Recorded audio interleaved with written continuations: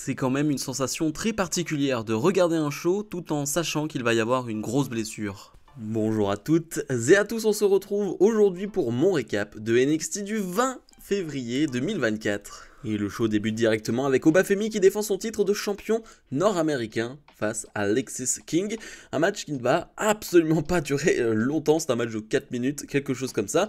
Ce qui est intéressant à noter, c'est que ce show a été enregistré la semaine dernière. C'est un show qu'on avait déjà vu les résultats, pour certains, on a vu certaines choses, on en reparlera après, mais en tout cas, pas grand chose à dire sur le match. Lexis King a quelques offenses, mais on n'en fait pas grand chose. Voilà, en 4 minutes, Obafemi va plutôt le détruire très rapidement, mais surtout Lexis King va être distrait pendant ce combat parce que Robert Stone, l'associé de Von Wagner, va être là, et donc Lexis King va le pousser, et en remontant sur le ring, eh bien Lexis King va prendre l'enchaînement de prises de Obafemi. Obafemi va remporter ce combat. Donc on imagine une petite histoire entre Von Wagner et Lexis King en prévision. Les nouveaux champions par équipe de NXT, Bron Breakker et Baron Corbin sont sur le ring. Breakker dit qu'il n'aurait jamais cru cette soirée possible alors qu'à No Mercy les deux se tapaient dessus. Corbin dit qu'il se souvient de No Mercy comme si c'était hier puisqu'il l'a battu. Breakker dit que Corbin ne serait pas le champion sans lui puisqu'il porte l'équipe sur ses épaules. Corbin dit que c'était un end of day sur le ring pour gagner. Breakker dit qu'il a répondu avec un spear, alors c'est le Spear of Days. Corbin dit qu'ils sont heureux d'être les nouveaux champions, mais la musique de la Chase University va retentir. André Chase dit qu'ils ont bien hâte de découvrir leur prochain adversaire. Duke Hudson dit que l'université Chase U est de retour à 100% et c'est leur moment de briller. Breakker leur dit de s'enfoncer leur calendrier dans leur Chase dit qu'ils ont un moment de leçon. C'est les anciens champions par équipe qui leur avaient promis une chance pour les titres, alors dire non n'est pas une bonne réponse. Hudson dit qu'ils vont leur donner une raclée. Axiom et Nathan Fraser arrivent et disent que ça n'arrivera pas. Fraser dit que cet accord avec les anciens champions n'est plus valide. Axiom dit qu'ils étaient les plus près de battre Breakker et Corbin dans ce tournoi, alors c'est eux qui méritent cette chance. Hudson dit qu'il ne sait pas qui les a invités ici, mais ils peuvent retourner en coulisses. Ils vont planter le drapeau Chase U fièrement où il doit être. Corbin dit que ça sonne comme un problème entre les deux équipes et eux sont occupés ailleurs. Ava, la general manager de NXT, arrive sur la scène. Ava dit que c'est elle qui décide qui sera les prochains aspirants au titre. C'est facile lorsqu'il y a deux équipes sur le ring qui le méritent. Alors Chase et Hudson vont affronter Axiom et Fraser ce soir pour devenir aspirants au titre par équipe. Promo sympa de Breakker et Corbin, j'ai envie de dire comme toujours, et c'est les deux seuls qui arrivent à réveiller un peu ce public. Comme je vous l'ai dit, c'est un show enregistré, donc le public est présent sur les deux shows, donc c'est pas évident d'être réveillé, c'est pas évident d'être toujours à 1000% pour ce public, je ne les blâme pas, mais voilà, on le voit, on met en avant les différentes équipes dans cette division. Là les deux vont s'affronter plus tard ce soir, et surtout moi je suis content de voir Ava mise en scène de cette manière-là, c'est-à-dire qu'on la voit tout le temps en backstage, on la voit tout le temps faire son boulot en backstage, et de temps en temps je trouve que c'est bien justement de la montrer dans cette arène aux écrans mais près du ring et de la montrer qu'elle fait son boulot de cette manière là. Je trouve que c'est une bonne idée et j'aimerais bien que ça arrive un peu plus souvent. Roxanne Perez fait face à Reine Sinclair, un match qui va durer 4 minutes, pas très long là non plus, mais ça va suffisamment laisser du temps à Roxanne Perez pour faire mal au bras de Reine Sinclair.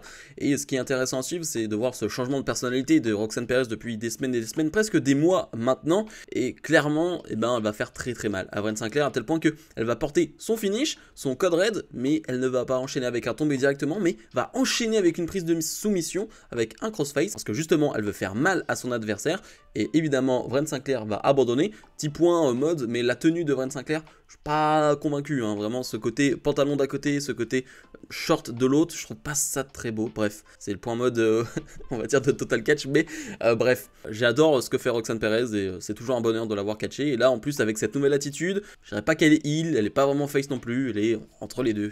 Josh Briggs fait face à Brooks Johnson, un combat de plus de 10 minutes et c'était vraiment très bien. Le public va même chanter This is awesome, alors c'est un peu timide, encore une fois le public est pas à 1000%, mais il y a quand même des chants This is awesome et c'était vraiment très bien, vraiment j'ai adoré. J'adore déjà cette histoire entre les deux. Je rappelle que c'est deux anciens membres de la même équipe, c'est deux hommes qui se respectent, c'est le petit frère contre le grand frère, et justement Josh Briggs qui avait vu Brooks Johnson un peu perdu, ne sachant pas réellement où aller, lui avait dit ouais, fais-toi agrandir une paire de et on en reparlera. Et la semaine suivante, eh bien, Brook Johnson s'en a été pris à Josh Briggs, et c'est pour ça qu'on a ce combat-là, et c'était vraiment bon. J'ai vraiment bien aimé, et j'aime beaucoup Brook Johnson parce que je sens qu'il y a un vrai potentiel. Je dis pas que pour l'instant c'est fantastique, c'est génial, mais le potentiel, je le vois dans son attitude, dans son style. Il a un style très à part, il a une musique, il a quelque chose d'un catcheur des années très, on va dire 80, hein, clairement, 70-80.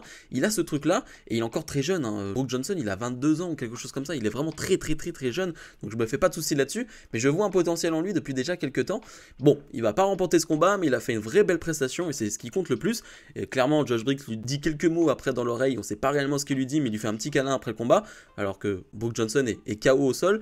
Mais un match important, je pense, pour la carrière de Brook Johnson, je le pense réellement. On retrouve Carmelo Hayes à son barbier. Hayes dit que toute son histoire avec Trick Williams a commencé ici. Ils ont eu des beaux souvenirs ici, mais voilà qu'il est seul, il est ici avec sa fierté. Williams a tellement bien joué son rôle qu'il voulait que Williams puisse expérimenter la gloire. Williams l'a payé en lui volant sa place. Williams aurait pu être le second meilleur de NXT. Hayes dit qu'il est la plus grande compétition de Williams. Il savait qu'il devait bien avoir Williams avant que le contraire se produise.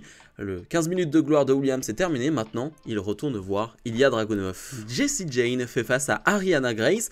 Pas grand chose à dire techniquement sur le combat qui va être très court, mais sur les attitudes et sur ce que ça veut dire.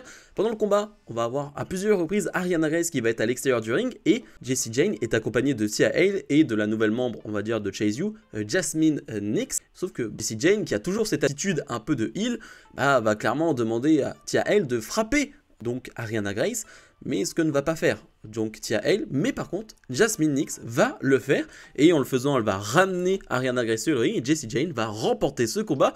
Donc là aussi je pense qu'on va avoir des conflits à ce niveau là, des conflits qu'on avait déjà au tout début lorsque Jessie Jane a intégré ce clan de la Chase University. Elle avait déjà cette attitude là, mais si en plus eh bien, un autre membre a cette attitude là avec Jasmine Nix qu'on découvre semaine après semaine, alors pas sur le ring mais juste elle est présente, voilà, tout simplement.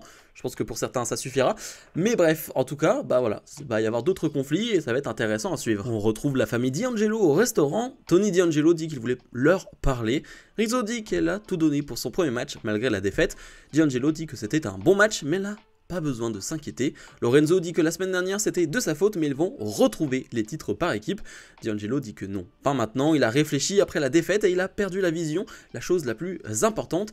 Qu'est-ce qu'ils font après le bordel de OTM et le reste? Il doit diriger la famille comme il se doit, peu importe les opinions ou les avis, il doit revenir à son rôle de patron de NXT. En coulisses, Ridge Holland est en interview avec Sarah. Sarah demande ses commentaires une semaine après avoir attaqué Gallus avec une chaise. Holland dit que Gallus a attaqué son genou anciennement blessé, mais c'est ok, c'est pas grave, lorsqu'il a une chaise entre ses mains, ça devient une arme.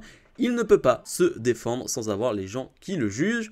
Alors la semaine prochaine, il va s'adresser à l'univers de la WWE et s'excuser pour ses actions, car l'homme qui devient avec une chaise en main n'est pas l'homme qu'il est dans la vie normale. Match pour devenir aspirant au titre par équipe, on retrouve Axiom et Nathan Fraser face à la Chase University, un combat d'un peu moins de 10 minutes qui était tout simplement excellentissime. Vraiment, c'est un régal. On le sait, quand Axiom et Nathan Fraser sont sur un ring, que ce soit en 1 contre 1 ou en match par équipe, on se régale toujours autant. C'est le divertissement vraiment le plus total. Et de l'autre côté, Chase U, à chaque fois qu'ils ont des gros combats, à chaque fois qu'ils sont dans de grosses affiches, dans des matchs importants, ils sont largement au niveau. Ils arrivent à se transcender dans ce type de combat-là. Et encore une fois, dans ce match-là, eh ben, c'est hyper plaisant. Vraiment, c'est un très bon combat par équipe. On peut se plaindre des fois de la diversité pas très grande de cette division par équipe, qui a peut-être du mal à sortir de nouvelles équipes maintenant depuis quelques temps, qui est obligé de former des équipes comme Breaker ou Corbin par exemple, mais quand même à chaque fois qu'on a des gros combats par équipe, ils sont vraiment de très bon niveau.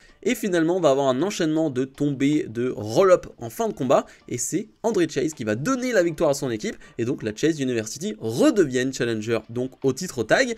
On se dit que tout se termine là-dessus, mais non, parce qu'on va avoir une grosse surprise.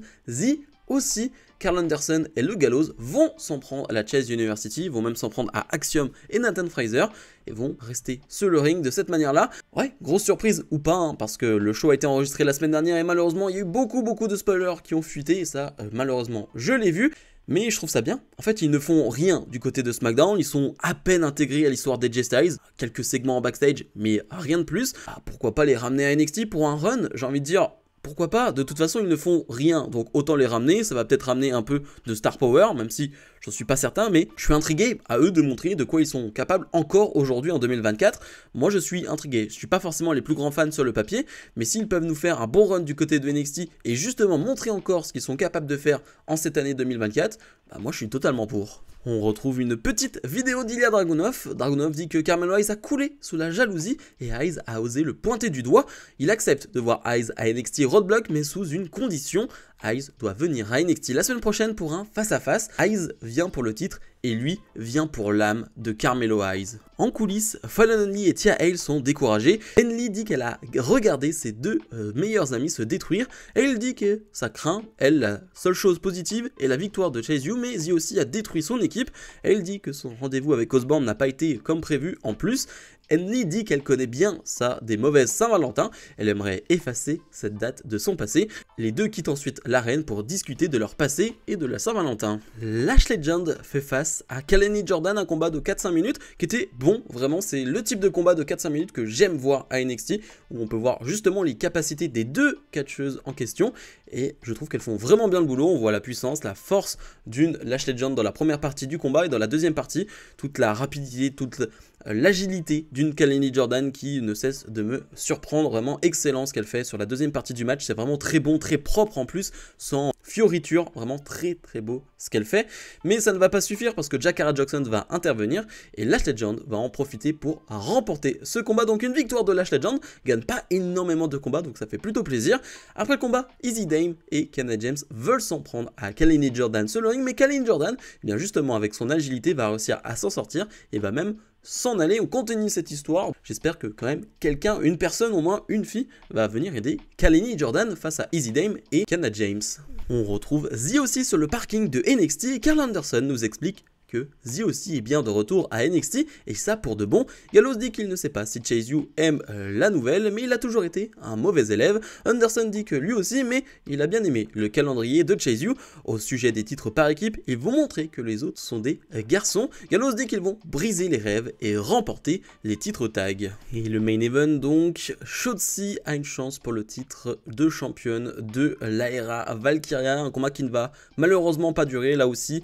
Pour ceux qui l'avaient vu la semaine dernière, c'est un spoil qui est sorti et c'est plutôt logique, hein, on parle d'une grosse blessure, donc même moi je l'ai partagé sur les réseaux sociaux, j'allais pas garder ça pendant une semaine. Mais donc le match va débuter et franchement débute plutôt bien entre Shotzi et l'ARA, je trouve que c'est bien, je me dis c'est cool, on va avoir un bon match, parce que je ne savais pas à quel point le match avait duré, je ne savais pas quand allait arriver la blessure de Shotzi, donc je me suis dit, ok il reste pas mal de temps, peut-être qu'on va avoir un match de 10 minutes et elle va se blesser sur la fin, et bah non, elle se blesse très rapidement dans ce combat, en plus sur une prise.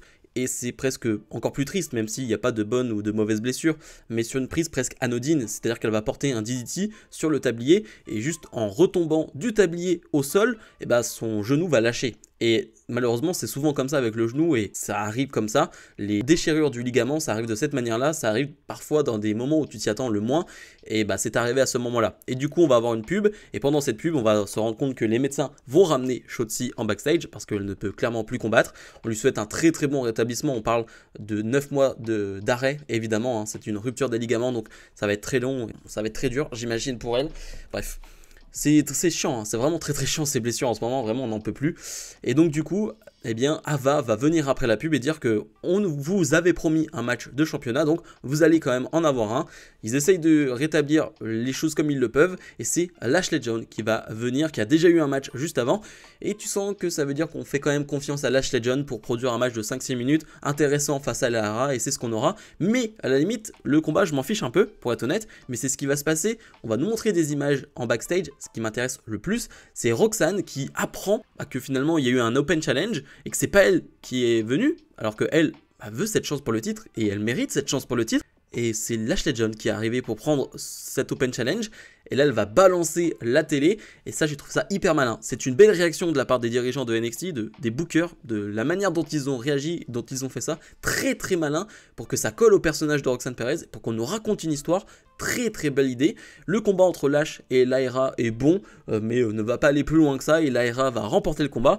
Bref. Moi je dis quand même chapeau à ces dames qui ont essayé de récupérer les choses comme elles le pouvaient. Bravo aux bookers de NXT qui ont récupéré les choses comme ils le pouvaient.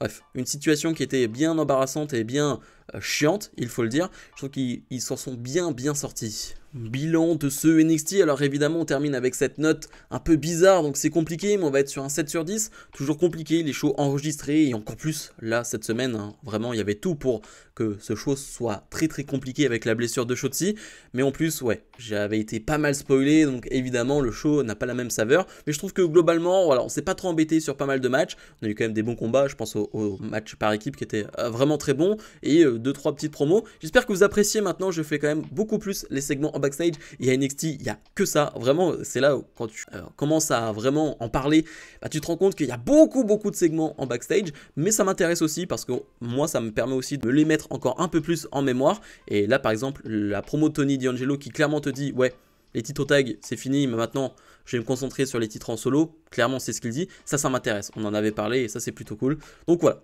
dites-moi ce que vous en pensez, même à Raw j'ai essayé de faire un peu plus les segments en backstage, on essaye de s'améliorer. Comme d'habitude n'oubliez pas de mettre le pouce vers le haut, de vous abonner, et nous on se retrouve dès demain pour mes pronos de Elimination Chamber 2024, salut